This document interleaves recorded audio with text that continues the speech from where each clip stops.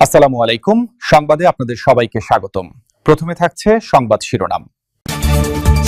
প্রথমেই জানিয়ে দিব, ইরানি এয়ার ডিফেন্স অবিশ্বাস্য কাজ করল।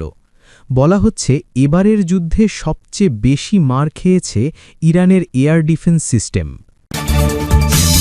এরপরেই জানিয়ে দিব, যুদ্ধের মাঝেই চীন থেকে ইরানে আসছে মিসাইলবাহী জাহাজ। যুদ্ধের মাঝেই চীন থেকে ইরানে আসছে মিসাইলবাহী জাহাজ। তারপরেই জানিয়ে দিব, সর্বোচ্চ নেতা নির্বাচনের দায়িত্বে নেই আইআরজিসি। ইরানের পরবর্তী সর্বোচ্চ নেতা নির্বাচনের সাথে আইআরজিসির কোনো সম্পর্ক নেই। সর্বশেষ জানিয়ে দিব, মুখোমুখি যুদ্ধে মার খাচ্ছে আমেরিকা ইসরায়েল। মুখোমুখি যুদ্ধে আবারও আমেরিকা এবং ইসরায়েলের দুর্বলতা প্রমাণ হয়ে গেল। দর্শক, এতক্ষণ শুনছিলেন সংবাদ শিরোনাম। এখন জানাবো বিস্তারিত জানার আগে আপনি যদি চ্যানেলে নতুন হয়ে থাকেন তাহলে আমাদের চ্যানেলটি সাবস্ক্রাইব করুন, আর কোন জায়গা থেকে দেখছেন এবং শুনছেন তা কমেন্ট করে জানান। ভিডিওটি ভালো লাগলে একটি লাইক দিন। বলা হচ্ছে এবারের যুদ্ধে সবচেয়ে বেশি মার খেয়েছে ইরানের এয়ার ডিফেন্স সিস্টেম। এমন প্রচারণার যোগ্য জবাব এলো ইরান থেকেই। বিশ্বের অন্যতম আধুনিক স্টেলথ ক্রুজ মিসাইল ভূপাতিত করার দাবি করছে ইরান।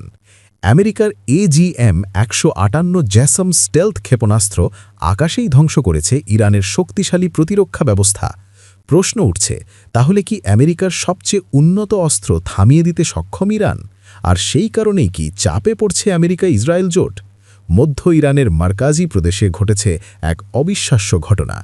আইআরজিসি দাবি করছে আমেরিকার অত্যাধুনিক স্টেলথ ক্রুজ মিসাইল AGM-158 জ্যাসম ভূপাতিত করেছে তাদের আকাশ প্রতিরক্ষা ব্যবস্থা।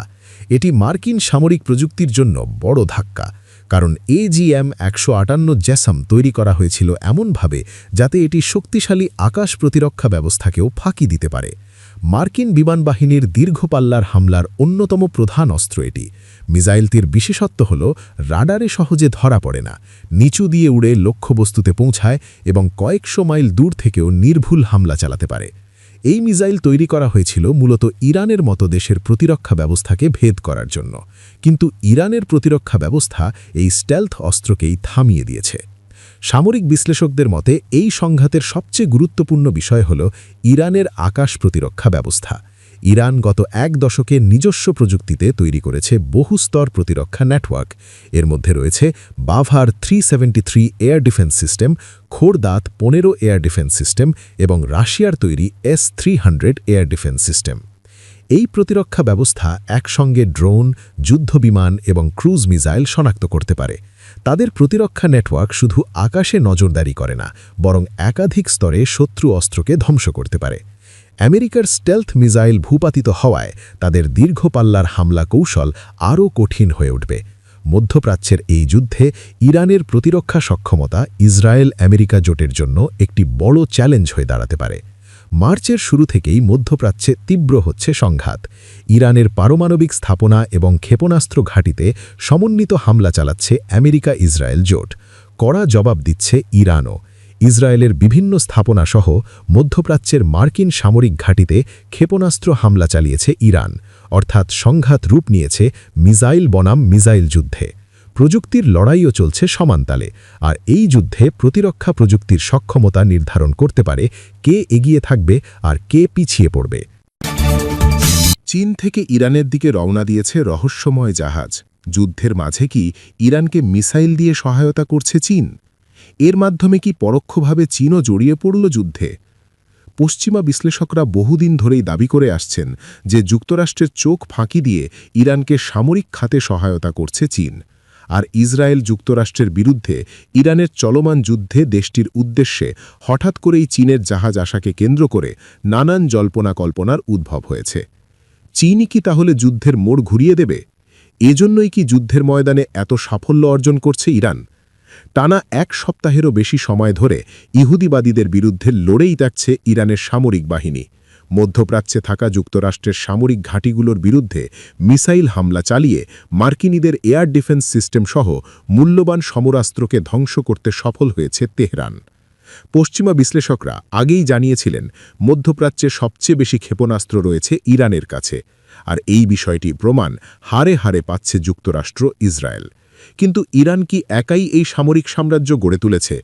আত্মঘাতী ড্রোন ও ব্যালিস্টিক মিসাইলের মতো আকাশযুদ্ধের অতন্ত্র প্রহরী হিসেবে ইরান গড়ে তুলেছে বিশাল এক সামরিক সাম্রাজ্য। আর হিজবুল্লাহ ও হুতিদের মতো আঞ্চলিক সশস্ত্র গোষ্ঠীগুলোকে নিয়ে ইরান তৈরি করেছে প্রক্সি বাহিনী। তবে চলমান যুদ্ধে ইয়েমেনের হুতি বিদ্রোহীদের কিছুটা নিষ্ক্রিয় দেখা গেলেও গর্জে উঠেছে লেবাননের সশস্ত্র গোষ্ঠী হিজবুল্লাহ। আর পেছন থেকে যে ইরানকে শক্তি যোগাচ্ছে চীন, তার প্রমাণ দিয়েছে ইসরায়েলের সংবাদ মাধ্যম দ্য জেরুজালেম পোস্ট। সম্প্রতি 2টি জাহাজ চীন থেকে ইরানের উদ্দেশ্যে ক্ষেপণাস্ত্র তৈরির রাসায়নিক পদার্থ নিয়ে যাত্রা করেছে বলে দাবি ইসরায়েলের সংবাদ মাধ্যমটির। আর সেই জাহাজ দুটির বিরুদ্ধে আগে থেকেই নিষেধাজ্ঞা জারি করেছিল যুক্তরাষ্ট্র, যুক্তরাজ্য ও ইউরোপীয় ইউনিয়ন। সংবাদ মাধ্যম দ্য জেরুজালেম পোস্ট 9 মার্চ আদের সেই প্রতিবেদনে আরও জানিয়েছে যে জাহাজ দুটি দক্ষিণ পূর্ব চীনের উপকূলীয় শহর জুহাইয়ের গাওলান বন্দর থেকে ইরানের উদ্দেশ্যে যাত্রা শুরু করে। ইসরায়েলি গোয়েন্দা সূত্রের ধারণা, এই জাহাজ দুটিতে ইরানের ক্ষেপণাস্ত্র কর্মসূচির জন্য প্রয়োজনীয় উপাদান থাকতে পারে, যা দিয়ে মিসাইল তৈরির রকেটের জন্য জ্বালানির চাহিদা মেটাতে পারবে ইরান। তবে প্রশ্ন হল, ইরানকে কেন সংকটময় পরিস্থিতিতে সাহায্য করছে চীন? চলমান যুদ্ধকে ঘিরে চীন সব পক্ষকে সমঝোতার মাধ্যমে সমাধানের পথ খোঁজার আহ্বান জানালেও তেহরানকে পেছন থেকে মদত দিচ্ছে বেইজিং, এমনটাই দাবি পশ্চিমা বিশ্লেষকদের। আর এর নেপথ্যেও রয়েছে বেশ কিছু গুরুত্বপূর্ণ কারণ। ইরানের সাথে 2021 সালে 25 বছর মেয়াদী একটি কৌশলগত চুক্তি করেছে চীন, যার মাধ্যমে ইরানের জ্বালানি খাতে কয়েক বিলিয়ন মার্কিন ডলার বিনিয়োগ করবে চীন সরকার। বিকাশ পেমেন্টে 10,000 টাকার বেশি অফার। শপিং চলছে তো? এছাড়াও ইরানের প্রায় 90% জ্বালানি তেলের ক্রেতা চীন। সাম্প্রতিক এক প্রতিবেদনে এমনটাই জানিয়েছে ব্রিটিশ বার্তা সংস্থা রয়টার্স। যদিও চীনকে জ্বালানি তেল সরবরাহের বিনিময়ে দেশটির কাছ থেকে প্রয়োজনীয় সামরিক রসদ কিনছে ইরান, এমন দাবিও করেছেন পশ্চিমা কিছু বিশ্লেষক। ইরানের পরবর্তী সর্বোচ্চ নেতা নির্বাচনের সাথে আইআরজিসির কোনো সম্পর্ক নেই। তবে আন্তর্জাতিক বিভিন্ন গণমাধ্যমে দাবি করা হয়েছে, বর্তমান সংকটময় পরিস্থিতিতে দ্রুত সিদ্ধান্ত নেয়ার জন্য আইআরজিসি চাপ দিচ্ছে।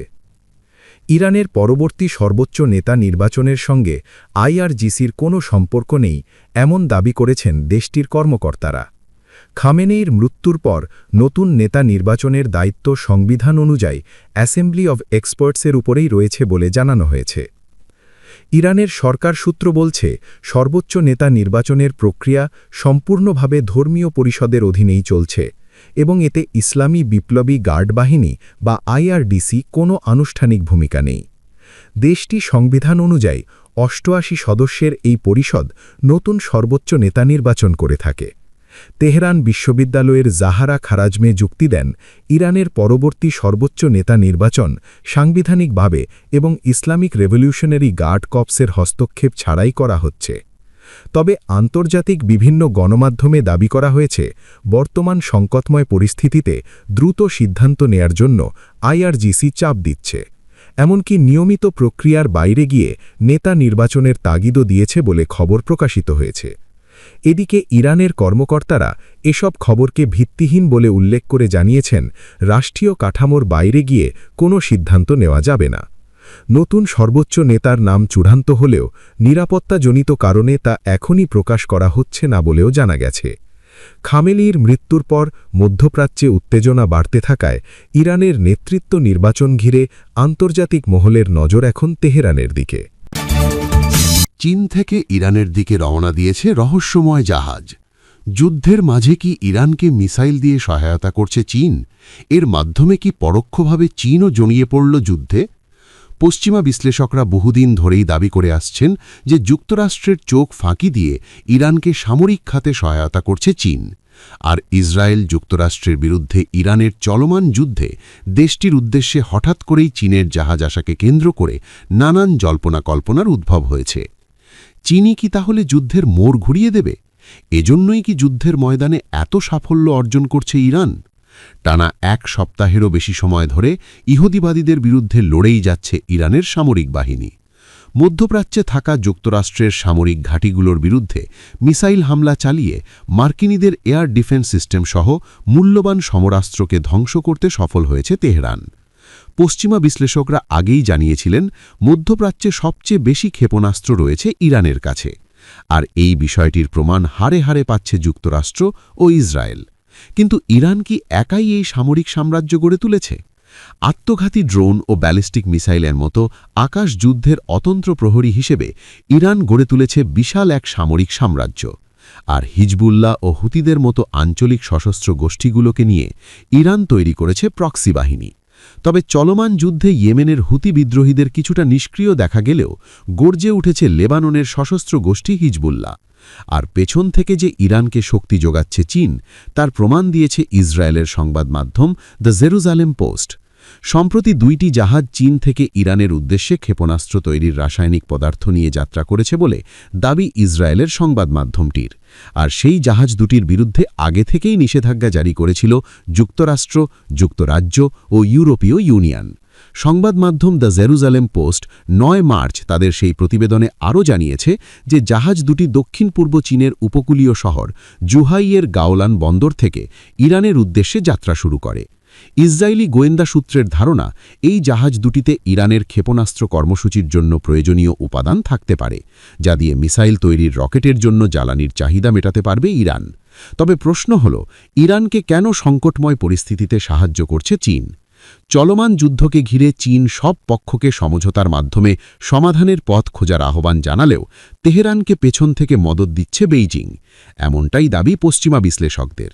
আর এর নেপথ্যেও রয়েছে বেশ কিছু গুরুত্বপূর্ণ কারণ। ইরানের সাথে 2021 সালে 25 বছর মেয়াদী একটি কৌশলগত চুক্তি করেছে চীন, যার মাধ্যমে ইরানের জ্বালানি খাতে কয়েক বিলিয়ন মার্কিন ডলার বিনিয়োগ করবে চীন সরকার। বিকাশ পেমেন্টে 10,000 টাকার বেশি অফার। শপিং চলছে তো। এছাড়াও ইরানের প্রায় 90% জ্বালানি তেলের ক্রেতা চীন। সাম্প্রতিক এক প্রতিবেদনে এমনটাই জানিয়েছে ব্রিটিশ বার্তা সংস্থা রয়টার্স। যদিও চীনকে জ্বালানি তেল সরবরাহের বিনিময়ে দেশটির কাছ থেকে প্রয়োজনীয় সামরিক রসদ কিনছে ইরান, এমন দাবিও করেছেন পশ্চিমা কিছু বিশ্লেষক।